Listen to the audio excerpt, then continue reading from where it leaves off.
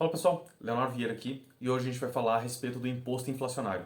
Algo que muita gente não considera, mas que a gente precisa se manter atento, abrir os olhos e começar a perceber como isso funciona, até mesmo para a gente poder debater sobre isso e abrir os olhos de outras pessoas.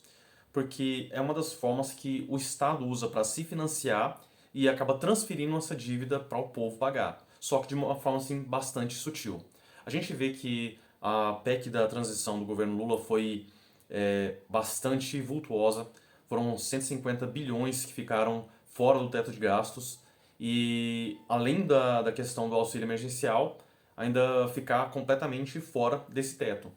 Então a gente vê que o Estado, apesar de não ter dinheiro, continua gastando. E a gente fica se perguntando por que isso acontece, como que eles conseguem se financiar dessa forma, né?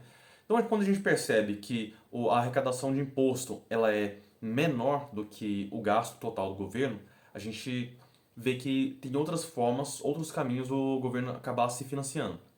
Por exemplo, no ano de 2022, a arrecadação foi de cerca de 2,2 trilhões de reais. Parece bastante coisa e deveria dar para arcar com todas as despesas e todas as contas. Mas o que acontece? O Estado chegou a gastar cerca de 4,8 trilhões de reais, quase 5 trilhões. Então a gente percebe que essa matemática não fecha, a gente vê que ainda existe um gap aí. E o que acontece? Normalmente quando o Estado começa a injetar dinheiro na economia, começa a emitir, direcionar pacotes de financiamento, pacotes de ajuda, o Estado começa a imprimir dinheiro. Muitas vezes não é aquela imagem que a gente tem de a Casa da Moeda realmente imprimindo o papel moeda. Muitas vezes é só o aumento de alguns dígitos lá na conta bancária. Imagina que você seja dono de um banco e você vê que na sua conta tinha apenas R$ 1.000. Se você queria fazer um passeio mais prolongado no final de semana. E aí você chega lá, simplesmente abre o computador com a senha de administrador e coloca mais um dígito. E você olha aquilo, poxa, se eu coloquei um dígito, só por que não colocar dois? Agora você já tem R$ 100.000 para poder curtir à vontade o seu final de semana. Basicamente é isso que o Estado acaba fazendo. Só que esse detalhe acabam tendo várias consequências.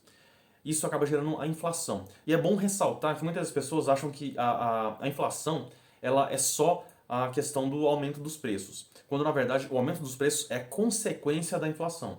Quando o Estado ele injeta mais dinheiro na economia, já é a inflação por si só, mesmo que de forma imediata não acarrete no aumento dos preços. A gente viu isso acontecendo na questão da pandemia, onde o governo acabou injetando bastante dinheiro na economia, só que no primeiro momento os preços não subiram, mas a inflação já tinha acontecido, ou seja, inflou a base monetária.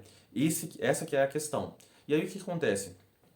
Quando o Estado começa a fazer isso, o primeiro a receber esse dinheiro novo acaba pegando ele com um valor na totalidade. E à medida que esse dinheiro começa a circular, que ele vai perdendo e vai se desgastando com o tempo. Ou seja, as pessoas que pegam esse dinheiro por último, as pessoas mais pobres, mais humildes, normalmente os trabalhadores que chegam ali recebendo das empresas, é o pessoal que vai receber o dinheiro já com toda a sua defasagem.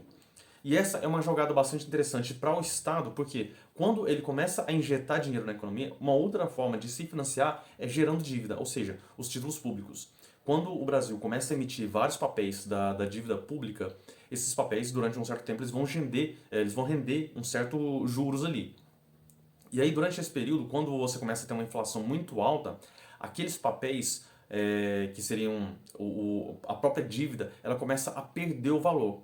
Imagina que todo o valor da dívida brasileira chega a somar US$ 1 trilhão. Quando a gente dolariza, fica mais fácil. E aí, no decorrer de vários anos, esse dinheiro ele acaba perdendo valor. Ou seja, aquela dívida que era de US$ 1 trilhão acaba perdendo. Imagina que o real acabou se desvalorizando no longo de 10 anos, desvalorizou 50%. Aquela dívida que era de US$ 1 trilhão passou a ser de apenas 500 bilhões.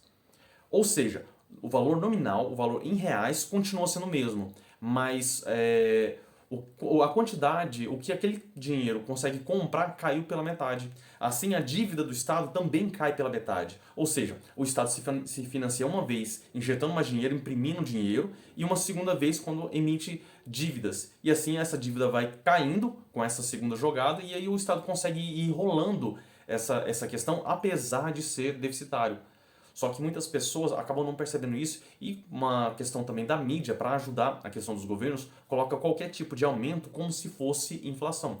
Por exemplo, quando tem alguma situação de dificuldade na colheita do tomate e o produto acaba se tornando mais escasso, é natural que o preço passe a subir, porque a demanda continua a mesma, mas a oferta cai, então o preço tende a subir. E aí a mídia começa a veicular isso como uma forma de inflação, quando na verdade é só um aumento de preço. A inflação, mais uma vez lembrando aqui, é só o aumento da base monetária, o inflacionamento da base monetária. Por isso que há essa confusão, as pessoas não percebem quando estão sendo roubadas através da inflação. Porque o governo poderia simplesmente enxugar suas contas, reduzir o tamanho do Estado, tentar manter as contas de uma forma assim responsável, mas a gente vê que isso não acontece. Principalmente em um tipo de governo como o atual governo, o governo do Lula, que ele já falou que ele quer gastar bastante, já colocou essa PEC aí estourando o teto de gastos, e a gente já sabe que isso vai gerar mais inflação e mais prejuízo para a economia como um todo. Certinho? Se ficar qualquer dúvida, vocês podem deixar aqui nos comentários. Se quiserem sugerir algum outro tema para a gente comentar, para a gente discutir aqui, pode deixar também nos comentários. E se você gostou desse assunto, curta, compartilhe com seus amigos e vamos difundir essas ideias, porque mais pessoas precisam aprender e entender sobre isso para não sermos mais enganados, para a gente saber o que a gente está fazendo e o que a gente pode cobrar dos nossos parlamentares. Certinho? Forte abraço e até a próxima.